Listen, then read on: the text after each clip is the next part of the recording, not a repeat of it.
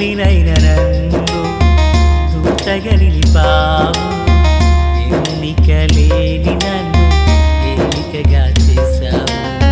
ధూళినైన నన్ను దూతగా నిలిపావు, ఎన్నిక లేని నన్ను ఏలికగా చేశావు. భూమి విరిగి ఫలమిచ్చెను, మేఘమిరిగి వర్షమొచ్చెను, రొట్టె విరిగి వృద్ధి చెందెను, నన్ను విరిచి వాడుకోమయ్యా.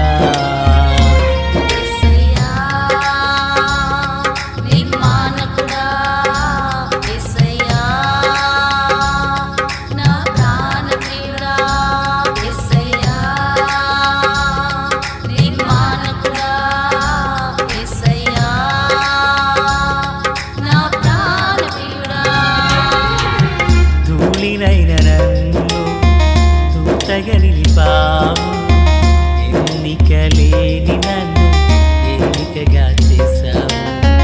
ధూళినైన నన్ను దూతగా నిలిపావు, ఎన్నిక లేని నన్ను ఏలికగా చేశావు.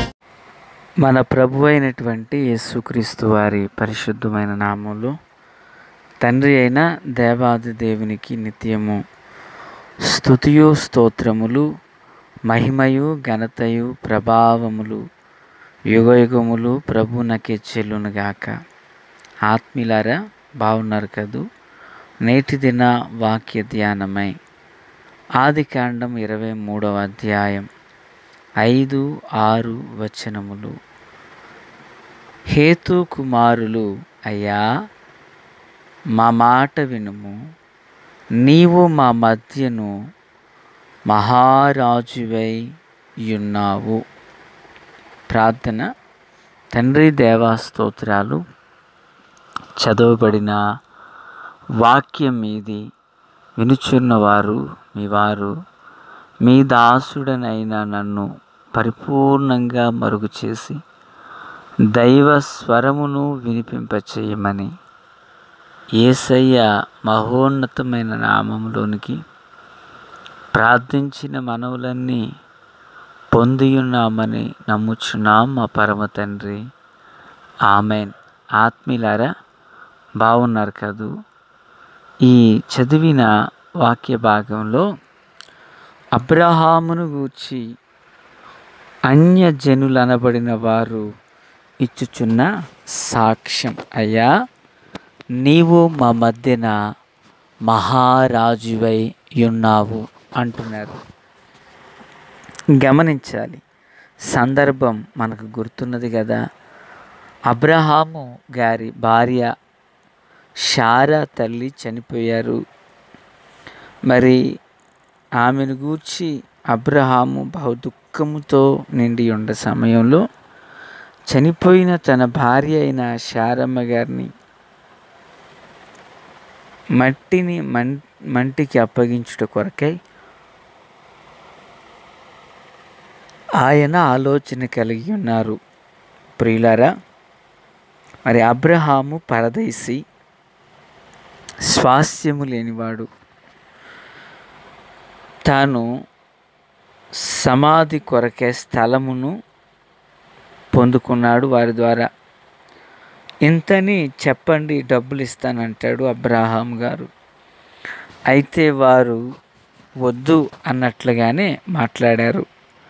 ఆ సందర్భంలో అబ్రహాముతో వారు అంటున్నారు, అయ్యా నీవు మా మధ్యన మహారాజువై ఉన్నావు.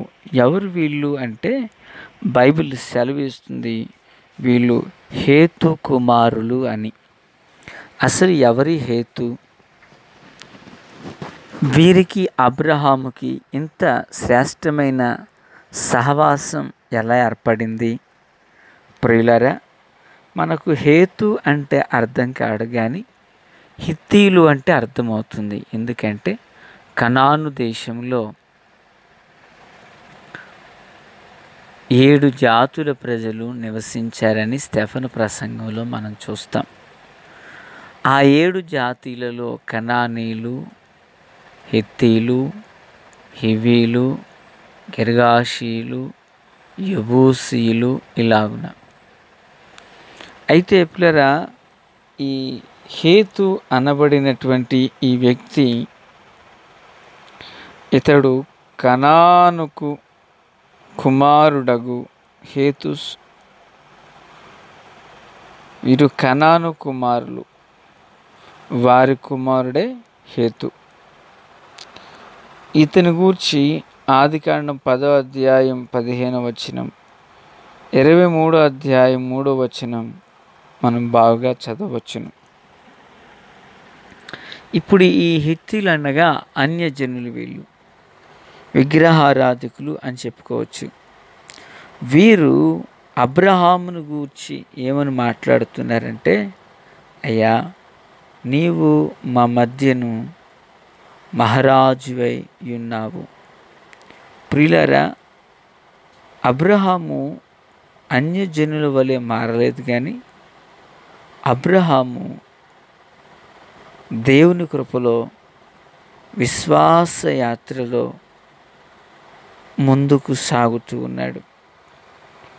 ప్రియులారా, అబ్రహాము హేతు కుమారుల ద్వారా సాక్షిని పొందినప్పుడు వారు యూఫ్రాతు ప్రాంతంలో ఉన్నారని అర్థమవుతున్నది. ఆ చుట్టుప్రక్కల ఉన్నటువంటి ప్రజలలో వీరొచ్చి అబ్రహామును గూర్చి వాళ్ళు విన్న తర్వాత సాక్ష్యం ఇస్తున్నారు. అయ్యా మరి నీవు మా మధ్యలో మహారాజువై ఉన్నావు. ఆత్మీయులారా, జీవితం కన్నా సాక్ష్యం గొప్పది.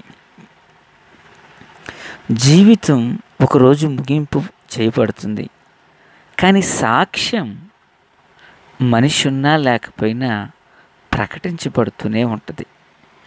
ఇప్పుడు అబ్రహాము ఎంతటి సాక్ష్యాన్ని పొందాడో చూడండి. అబ్రహాము నిజానికి ప్రియులారా దేశంగాని దేశం వచ్చారు.